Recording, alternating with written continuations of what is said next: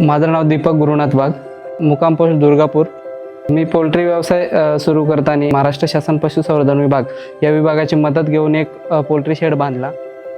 Poultry shade बांधल्यानंतर मला कळालं का यामधून आपण चांगलं उत्पन्न मिळू शकतं। उत्पन्नात वाढ करण्यासाठी मी विचार केला अजून एक आपण शेड बांधूया।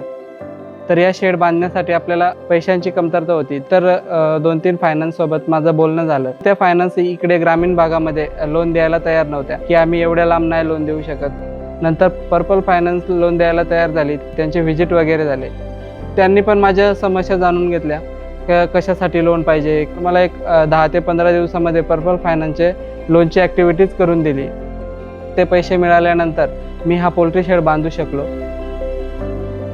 उत्पन्न वाढत गेल्यानंतर मी इलेक्ट्रॉनिक्स आणि मशिनरी या धंद्याकडे वळालो। मुरबाडमध्ये आटा चक्की किंवा फूड प्रोसेसिंगला लागणाऱ्या मशिनरी मिळत नाहीये, तर त्या आपल्या लोकांना उपलब्ध करता येतील यासाठी मी एक शॉप चालू केलं दसईमध्ये। आता माझे 2 शॉप आहेत आणि 2 पोल्ट्री शेड आहेत।